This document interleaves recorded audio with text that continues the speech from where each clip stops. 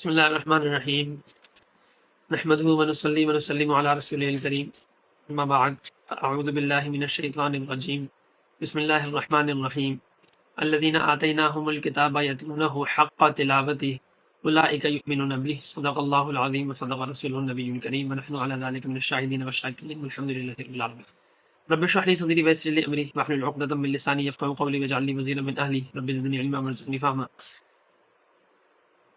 الحمدللہ ہماری آج جمال القرآن کی پہلی کلاس ہے، اور اس کتاب کا جو مقصد ہے وہ یہ ہے کہ ہم قرآن کریم پڑھنے میں جو تجوید کی اور مخارج کی غلطیاں ہوتی ہیں ان سے ہم بچ سکیں۔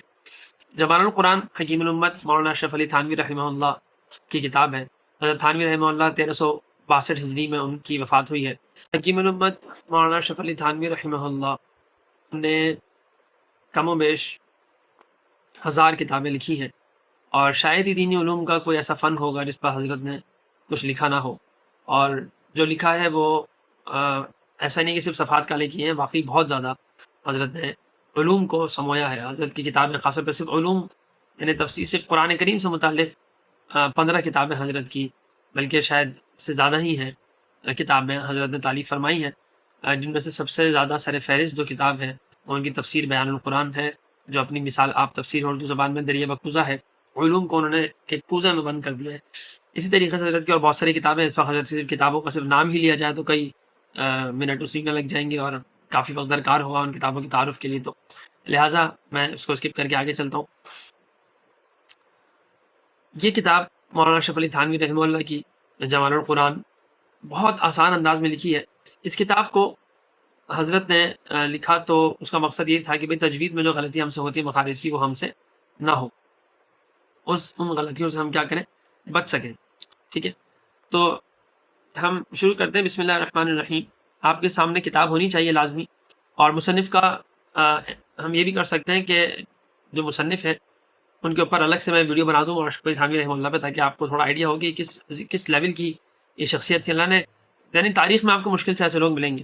حکیم الامت مولانا اشرف علی تھانوی رحمہ اللہ، دین کی جو سمجھ اللہ نے حضرت کو عطا فرمائی تھی نا، بہت زیادہ، یعنی کہ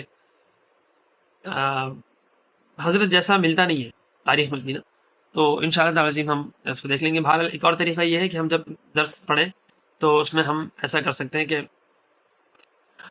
حضرت کو ہم ایصال ثواب کر لیں، مثال کے طور پر سورہ فاتحہ پڑھ کے، سورہ اخلاص پڑھ کے، اور درس سے پہلے، درس سے بعد، درس کے بعد 2 رکعت نفل پڑھ کے مولانا اشرف علی تھانوی کے لیے ہم یعنی اس کا ہدیہ، یعنی اس کا یہ تحفہ مولانا اشرف علی تھانوی صاحب کو ہم پیش کر سکتے ہیں۔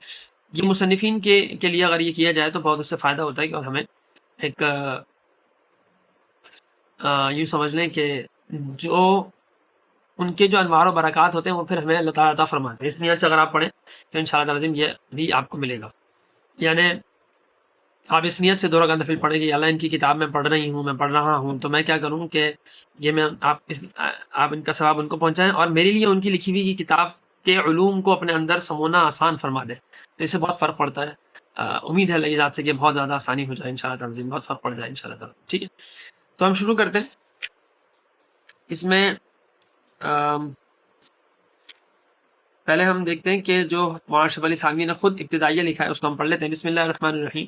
کتاب آپ کے سامنے ہونی چاہیے، اور آپ کے ہاتھ میں ایک پینسل ہونی چاہیے، اور یا پھر ایک پین اور رجسٹر ہونا چاہیے جس میں آپ نوٹس لکھیں، تاکہ جو باتیں میں ضمناً بتاؤں تو وہ آپ اس کو اپنے پاس لکھیں تاکہ آپ کو فائدہ ہو۔ میرے پاس جو نسخہ ہے اس کا صفحہ نمبر 10 ہے۔ بسم اللہ الرحمن الرحیم، یہ نسخہ ہے، میں دکھا دیتا ہوں۔ یہ کچھ عرصے پہلے یہ والا چھپا ہے، میں نے لے لیا تھا، حالانکہ میرے پاس جمال القرآن کے میرے پاس مختلف نسخے ہیں کیونکہ یہ کتاب بہت شاندار ہے، تو اس کا صفحہ نمبر 10 ہے۔ ٹھیک ہے، بسم اللہ الرحمن الرحیم۔ رب یسر ولا تعسر وتممه بالخیر وبک نستعین یا فتاح یا علیم یا حفیظ یا قدیر یا رحیم یا رحمان یا اللہ۔ یا اللہ، ہم آپ کے نام سے شروع کرتے ہیں، آپ بہت رحم کرنے والے ہیں، مکمل رحم کرنے والے ہیں۔ اے ہمارے رب، اے میرے رب، آسان کر دیجئے اس کو، ہمارے لیے مشکل نہ کیجئے اس کو، اور اس کو ہمارے لیے خیر و عافیت کے ساتھ مکمل فرما دیجئے۔ ٹھیک ہے، حضرت تھانوی نے لکھا ابتدائیہ کہ بعد الحمدی والصلاۃ، یعنی حمد و صلاۃ کے بعد یہ چند اور آپ ہیں جو ضروریات تجوید میں، یعنی تجوید کی جو بہت ضروری چیزیں ہیں اس علم میں یہ چند صفحات ہیں، چند اوراق ہیں مسمہ بھی جمال القرآن، جس کا نام جمال القرآن ہے، اور اس کے مضامین کو ملقب لمحات کیا جائے گا. یعنی اس کے جو مضامین ہیں اس کتاب میں، انہوں نے ان کو ایسے ہم چیپٹرز کہتے ہیں، تو حضرت نے لمحات کے نام سے وہ چیپٹر کی بجائے لمحات کہا ہے، یعنی لمحہ نمبر 1، لمحہ نمبر 2، اس طرح سے. ٹھیک ہے. محبی مکرمی مولوی حکیم محمد یوسف صاحب محترم مدرسہ قدوسیہ گنگو کی فرمائش پر کتب معتبرہ سے خصوصاً رسالہ ہدیۃ الوحید مؤلفہ قاری مولوی عبد الوحید صاحب مدرس اول درجہ قراءت مدرسہ عالیہ دیوبند سے اخذ کر کے بہت آسان عبارت میں، جس کو مبتدی بھی سمجھ لیں، لکھا گیا ہے. مطلب وہ یہ کہنا چاہ رہے ہیں کہ مولوی حکیم محمد یوسف صاحب انہوں نے فرمائش کی مجھ سے، ان کی فرمائش پر جو معتبر کتب ہیں تجوید کی، ان سے، اور خاص طور پر ہدیۃ الوحید جو مولوی عبد الوحید صاحب کی تالیف کردہ ایک کتاب ہے، تو اس سے جو ہے نا وہ خاص طور پہ ہم نے استفادہ کیا ہے، اور اس کی عبارت کو بہت آسان کر کے، تاکہ مبتدی کسے کہتے ہیں؟ ابتدا کرنے والا. ٹھیک ہے. اس میں فاعل کا صیغہ ہے، جس کو مبتدی بھی سمجھ لیں، لکھا گیا ہے. ٹھیک ہے. اور کہیں کہیں قراءت کے دوسرے رسالوں سے بھی کچھ لیا گیا ہے، وہاں ان رسالوں کا نام لکھ دیا ہے، یعنی اس کے علاوہ بھی دوسرے رسالوں سے لیا ہے. تو جب دوسرے رسالوں سے لیا ہے تو وہاں پہ حوالہ دیا گیا کہ یہ والی بات فلاں رسالے، فلاں کتاب. رسالے سے مطلب ہے کتاب یا کتاب سے. اور کہیں اپنی یادداشت سے کچھ لکھا ہے. ٹھیک ہے. وہاں کوئی نشان بنانے کی ضرورت نہیں سمجھی گئی، بس جہاں کسی کتاب کا نام نہ ہو، وہ یا تو ہدیۃ الوحید کا مضمون ہے، یا اگر اس میں موجود ہو، یعنی اگر کوئی حوالہ نہیں دیا گیا تو یا تو وہ ہدیۃ الوحید کا مضمون ہے، ورنہ وہ کیا ہے؟ ورنہ احقر کا مضمون ہے. احقر مطلب بہت زیادہ حقیر، یعنی نسبتاً بہت زیادہ حقیر، بالکل ہی حقیر، اس کو احقر کہتے ہیں. تو مولانا اشرف علی تھانوی رحمہ اللہ اور دیگر اکابر کا یہ طریقہ رہا ہے کہ اپنے آپ کو بہت حقیر اور اس طرح سمجھتے تھے، اس لیے طرح لکھتے تھے، تو احقر لکھا جاتا تھا. احقر سے مراد ہوتا ہے لکھنے والا. وباللہ توفیق ہوگا کہ اللہ ہی کی توفیق سے، وہ خیر عون و خیر رفیقین، یعنی کہ وہ بہترین مدد کرنے والا ہے اور بہت بہترین ہی ساتھی ہے. ٹھیک ہے. رفیق ہے. مفید مشورہ، مفید یعنی ایک مفید مشورہ. اول اس رسالے کو خوب سمجھا کر پڑھائیں. ٹھیک ہے. کوشش کروں گا بھائی اس ہدایت پر عمل کریں انشاءاللہ تعالی. میں آپ کو خوب سمجھا کے پڑھاؤں گا تاکہ آپ کو مکمل طریقے سے سمجھ آئے، اور ہر شے کی تعریف اور مخارج و صفات وغیرہ خوب یاد کرا دیں. تو آپ دیکھ لیں گے ابھی یاد کرنا ہوگا. ٹھیک ہے. اس کے بعد رسالہ تجوید القرآن نظم حفظ کرا دیا جائے، اور اگر فرصت کم ہو تو رسالہ حق القرآن یاد کرا دیا جائے. ٹھیک ہے. کتب اشرف علی تھانوی ادہمی حنفی چشتی افیان. ٹھیک ہے. خیر. اچھا، اس کے بعد محمد یامین صاحب کی تمہید ہے، وہ آپ لوگ خود بھی پڑھ سکتے ہیں، اس میں زیادہ میں وقت نہیں لگانا چاہ رہا. اس کے بعد جو ہے نا، اگر جو میرا والا نسخہ اگر آپ کے پاس ہو تو صفحہ نمبر 7 پر آ جائیں. صفحہ نمبر 7 میں قاری محمد شریف صاحب رحمہ اللہ کی کتاب معلم التجوید سے کچھ اخذ کیا گیا ہے، وہ پڑھنا انشاءاللہ فائدے سے خالی نہیں ہوگا. ہم وہ پڑھ لیتے ہیں. پیش لفظ کا عنوان دیا ہے صفحہ نمبر 7: الحمدللہ رب العالمین والصلاۃ والسلام علی سید الانبیاء والمرسلین وعلی آلہ واصحابہ اجمعین، وبعد. حضرت عثمان رضی اللہ عنہ سے مروی ہے کہ آپ صلی اللہ علیہ وسلم نے فرمایا کہ تم میں سے بہترین شخص وہ ہے جو قرآن شریف سیکھے اور سکھائے. اگر قرآن مجید کے پڑھنے اور پڑھانے اور اس کے سیکھنے سکھانے کے بارے میں کوئی اور حدیث نہ ہوتی تو یہی ایک حدیث خدام قرآن کی عزت افزائی کے لیے کافی تھی. صحیح بات ہے. اگر اس کے علاوہ فضائل قرآن میں اور حدیث نہ بھی ہوتی تو اس سے بڑی بات یہی کافی ہے کہ سب سے زیادہ بہترین کون ہے؟ جو قرآن سیکھے اور سکھائے.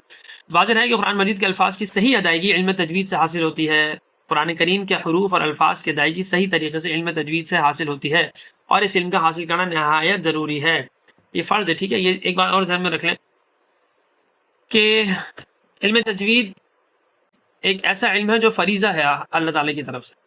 ٹھیک ہے. جو علوم حاصل کرنا ہم پر بحیثیت مسلمان فرض ہیں، ان میں سے ایک علم تجوید ہے. صحیح.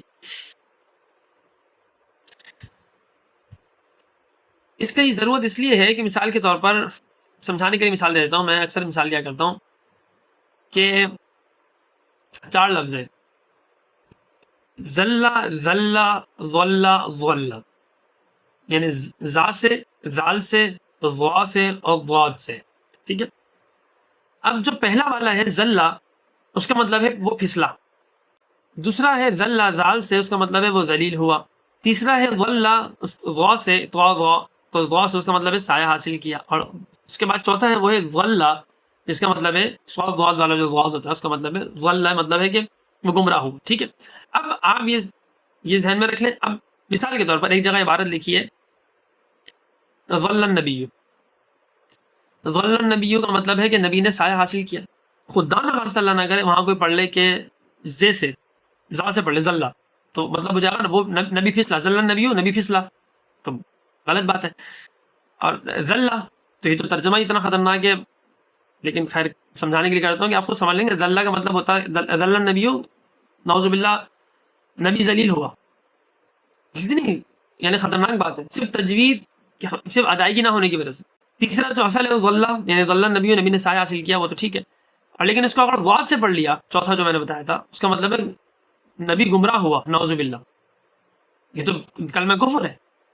تو اگر آپ تجوید کا لحاظ نہیں رکھیں گے، اور انفارچونیٹلی ہمارا نہیں ہوتا، بلکہ میں تو بتایا کرتا ہوں ایک مسجد ہے رفاعم الفلاح سوسائٹی ایک ہے، وہاں کی ایک مسجد ہے، وہاں کے جو امام صاحب ہیں وہ مدرسے وہی مدرسہ بھی ہے، مسجد بھی ہے، اس کے محتمم بھی ہے.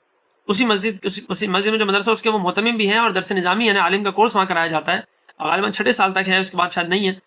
لیکن وہ اس کے کتابیں پڑھاتے ہیں، حدیث کی بھی کتابیں پڑھاتے ہوں گے اور بھی کتابیں پڑھاتے ہوں گے، محتمم ایک مدرسے کے. لیکن ان کی تجوید بالکل غلط ہے، لحن جلی ہے ان کی تجوید. میں ان کے پیچھے نماز نہیں پڑھتا، میری نماز نہیں ہوتی ان کے پیچھے.